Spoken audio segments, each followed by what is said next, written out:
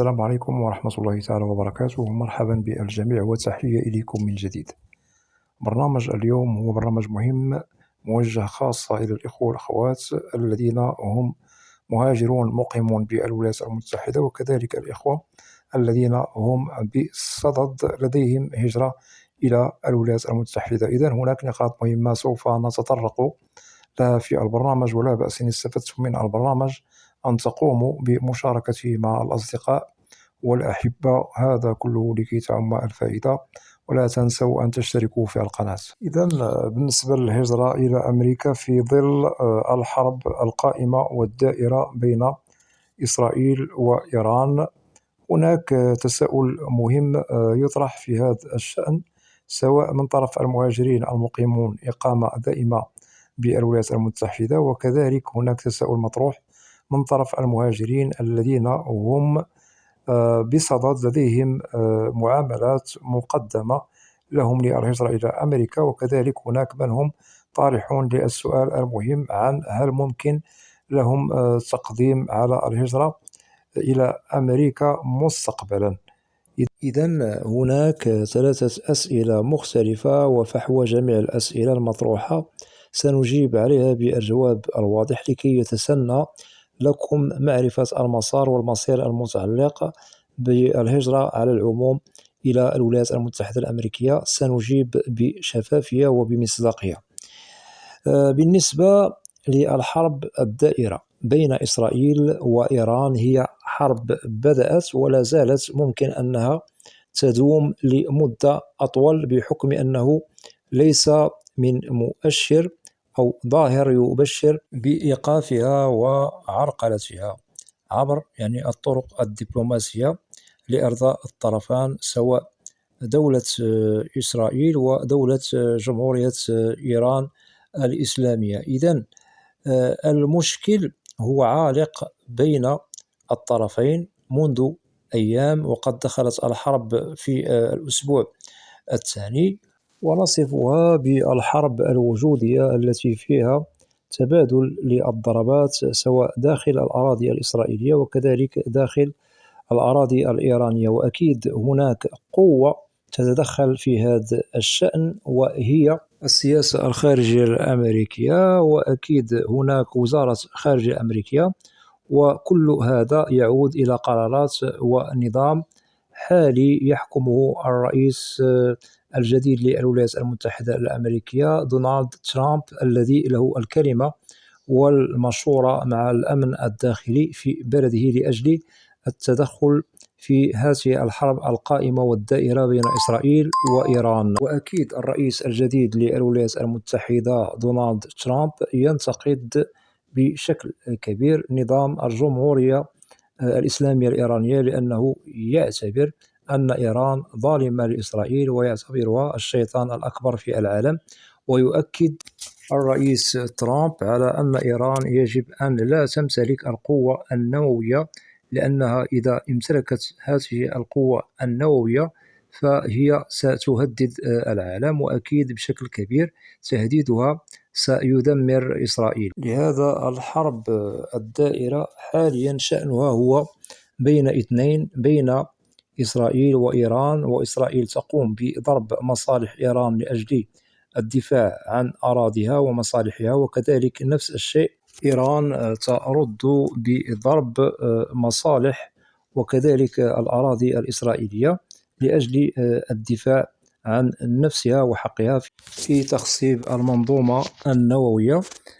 لأجل هذا الأمر أكيد ترامب لم يعجبه كل ما تقوم به إيران، وقرر أن يكون في صف إسرائيل، ضاربا كل ما هو مطروح على الطاولة من طرف إيران على جنب الحائط، مقررا تنفيذ قراراته التنفيذية وهي ضرب مواقع إيران النووية، وقد فعل وقد ضرب ولا زال، وهذا أكيد قد تطلعتم عليه في الأخبار. وحاليا الإعلام هو مسلط الضوء عامة على الحرب الدائرة بين إسرائيل وإيران والتدخل الأمريكي. كي نعود إلى بيت القصيد، بالنسبة لهذا التدخل الأمريكي بين إيران وإسرائيل. هل سوف يؤثر على الهجرة؟ هل سوف تتأثر الهجرة بهذا التدخل الأمريكي بقيادة الرئيس ترامب؟ نؤكد حاليا ليس هناك من تأثير بتاتا بتاتا، ولكن هناك نقطة لازم أننا نسطر عليها ولازم أن نضعها بعين الاعتبار وبالحسبان. فإن تطورت هذه الحرب ووصلت شرارتها إلى أوج الاشتعال بشكل كبير بدون الوصول إلى حل دبلوماسي نظامي لتوقيفها، فأكيد سوف تتأثر أو يتأثر مسار ومصير الهجرة إلى الولايات المتحدة الأمريكية، لأنه الحرب ليس لها إلا الدمار وتداعياتها قد تمس مصالح كثيرة، سواء المتعلقة بالهجرة إلى الولايات المتحدة، وكذلك قد تؤثر على مصالح أخرى داخلية وخارجية اقتصاديا إلى غير ذلك، وقد تصل لها شرارة الحرب.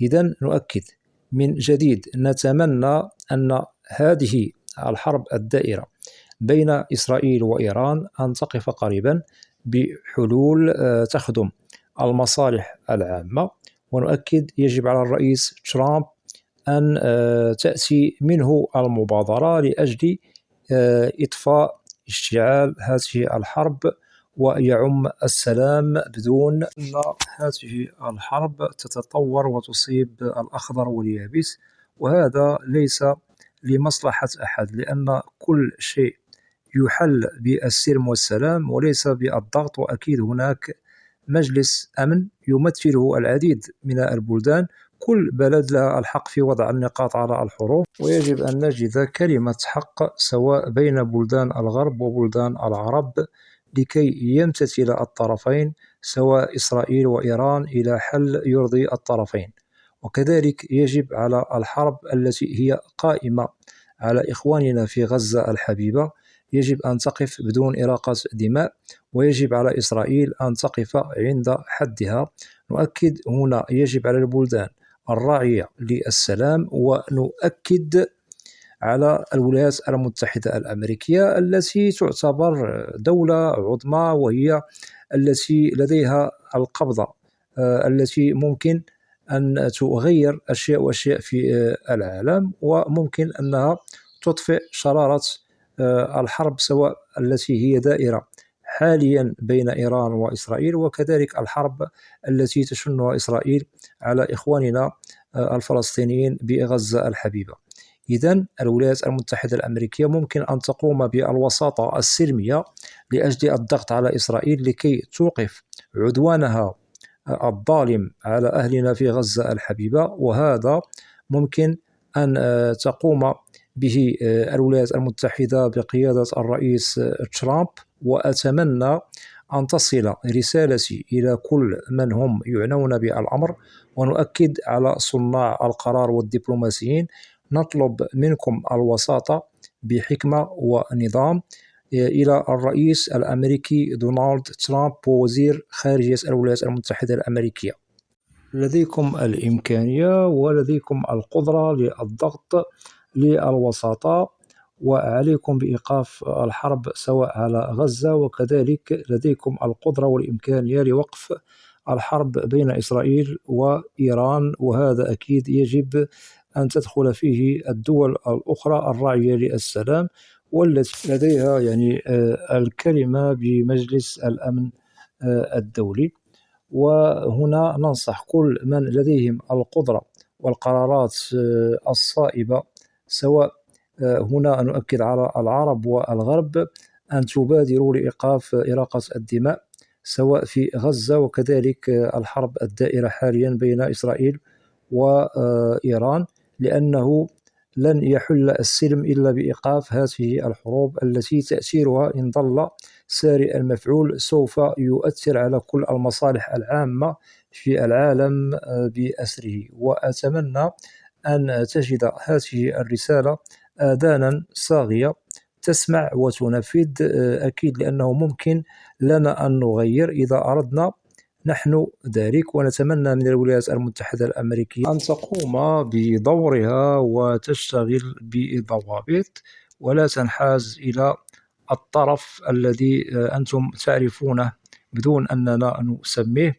لأنه لازم علينا أن نجد الوسط، والوسط هو دائما هو الميزان بين هذا البلد والبلد الآخر، لكي تظل جميع يعني الفئات من المجتمع تعيش في أمن وأمان بدون إراقة دماء، بدون مشاكل. ونتمنى أن يعم السلام في العالم، وكذلك نتمنى أن تقف الحرب الدائرة ما بين إسرائيل وإيران، ونتمنى كذلك أن توقف إسرائيل عدوانها الغاشم والظالم على إخواننا في غزة الحبيبة. وأتمنى من كل الإخوة والأخوات أن تقوموا بمشاركة هذا الفيديو وهذه الرسالة مع كل الإخوة والأخوات، سواء الأقارب أو الأصدقاء، لكي تعم هذه الرسالة فئات كبيرة من المجتمع. هذا سوف يظل في ميزان حسناتكم، وسوف يفيد ويستفيد منه العديد من الإخوة لأجل إيصال السلم والسلام في جميع أقطار العالم، متمنيا أن يعم السلام دوما وأبدا. وأتمنى من الإخوة والأخوات الذين لا زالوا لم يشتركوا في القناة، أدعوكم للاشتراك في القناة وتفعيل زر الجرس ليصل إليكم كل جديد. ولا تنسوا أن تدعمونا دائما باللايك لكي نصل إلى أكبر نسبة من المشاهدة. وبالنسبة للقناة، محتواها كامل وشامل عن الهجرة والمهاجر إلى الولايات المتحدة الأمريكية بشكل عام وكتعريف. وإذا لديكم أسئلة ممكن طرحها كتعاليق، وإن شاء الله سوف تجدوا الإجابة عبر البرنامج المعروف في القناة، برنامج أسئلة وأجوبة، لأنني لا أستثني منكم أحدا. وأود أن أشكر جزيل الشكر كل الإخوة والأخوات الذين يقومون بوضع تعاليق محترمة بالقناة. مرحب بكم جميعا بأسمائكم، وإلى لقاء قريب بإذن الله، والسلام عليكم ورحمة الله تعالى وبركاته.